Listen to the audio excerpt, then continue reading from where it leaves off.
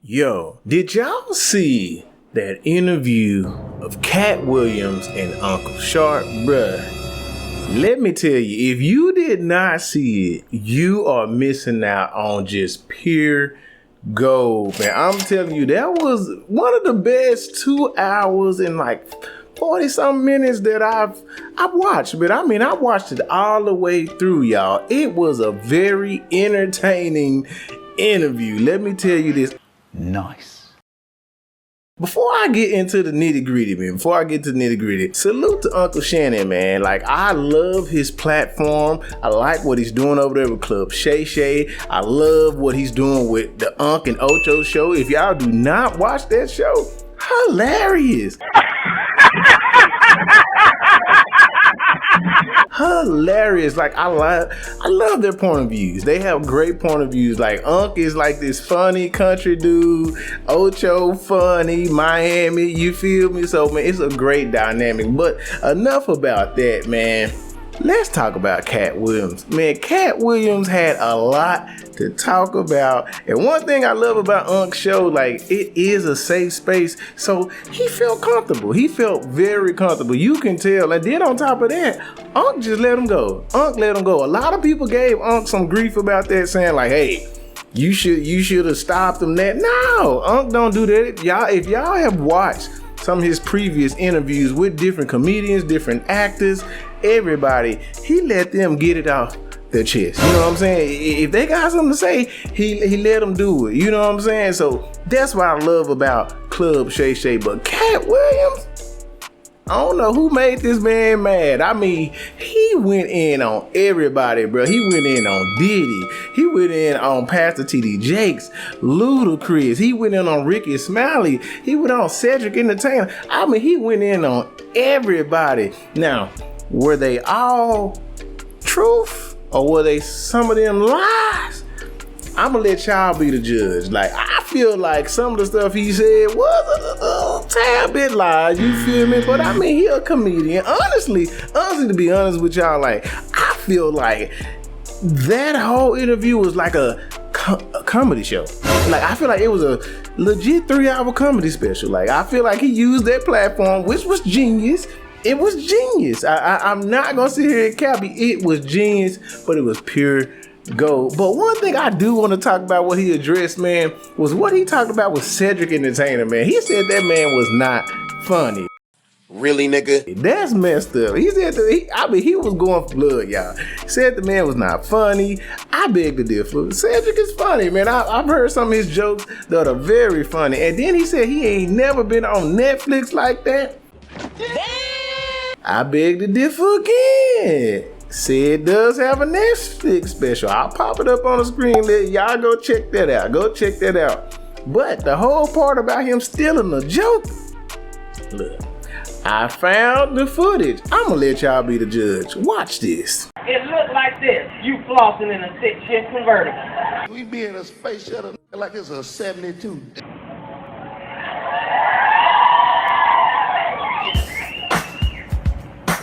Y'all know we'll drive a space shuttle too. That's right up our damn alley.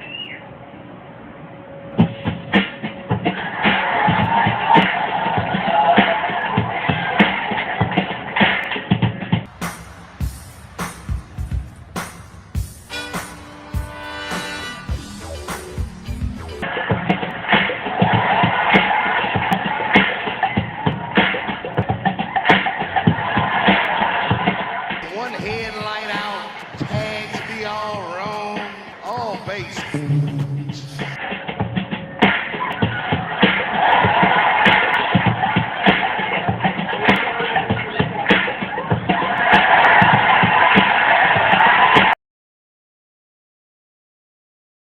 Now, y'all let me know. Y'all just watch that clip. Let me know what you think, man. Honestly, I think the jokes are very similar. But I think what Katt Williams, his whole problem with the Cedric Entertainer thing was like, Ced came on the show.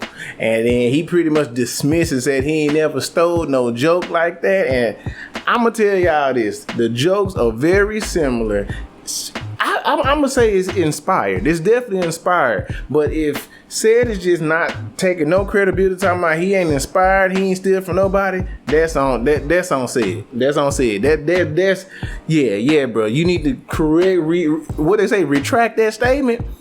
Yeah, bro. It's very influenced by what Katt was doing. And on top of that, he got on Ricky Smiley, y'all. I mean, Ricky Smiley, my dude. You know what I'm saying? Like, I used to listen to his morning show all the time. He is hilarious to me. The little Daryl thing he does, hilarious.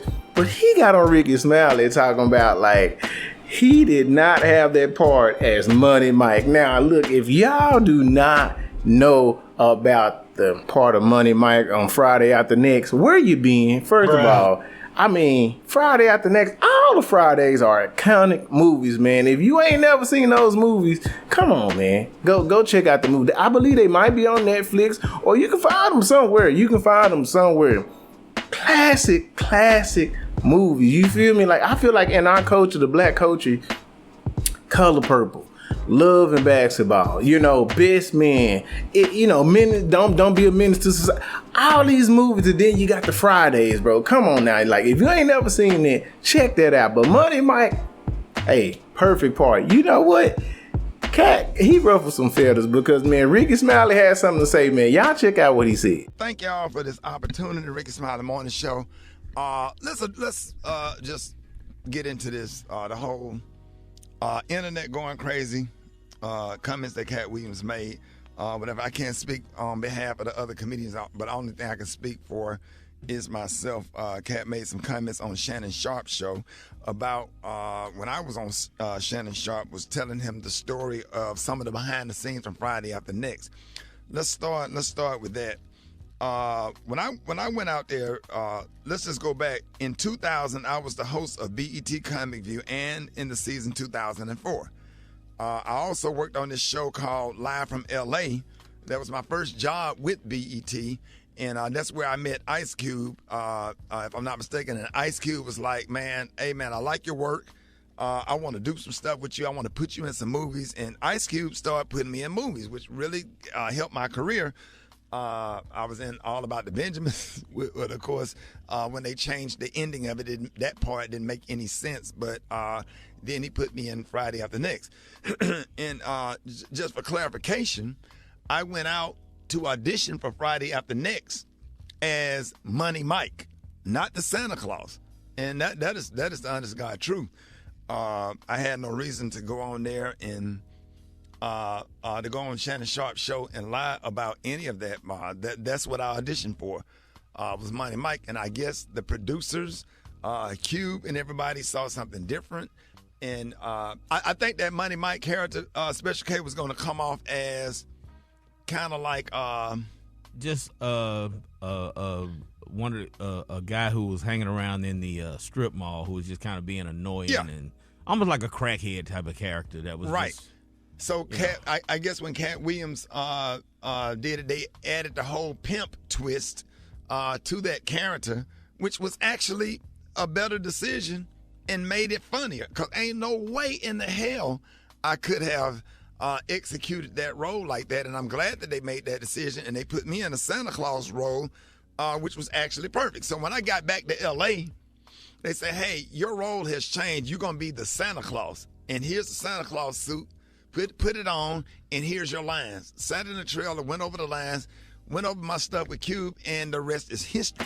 Now, I told y'all, everything he said might not have been all way the truth. Now, I feel like on that part, he was telling a little tale on there because Ricky Smiley and his agent pretty much got on there and cleared it up and was like, yeah, he had the part. He was supposed to come back and do a whole nother reading, and then they changed it because they saw Katt Williams. Now, Katt Williams, awesome actor, y'all. Like, I mean, he played that part.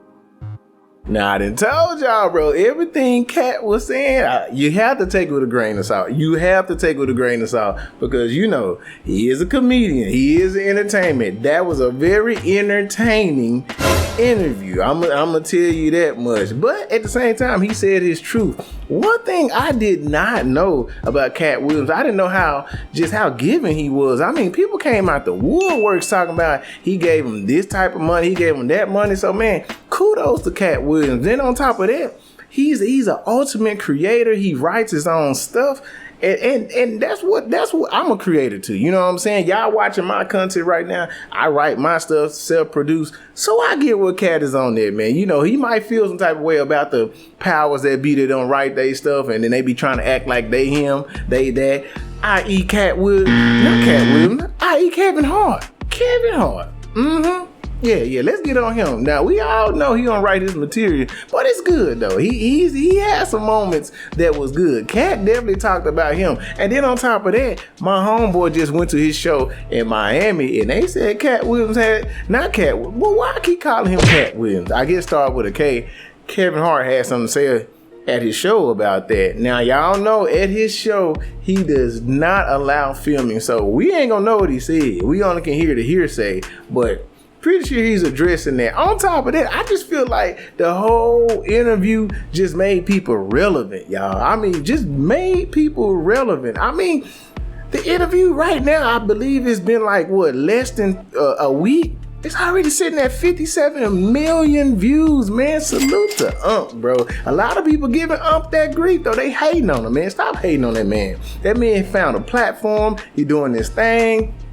I love it. But I just feel like this whole interview made a lot of people relevant again. I mean, the Cedric Entertainers, the Ricky Smileys, we know he does radio, you know what I'm saying? The Earthquakes, the Lavelle Crawfords.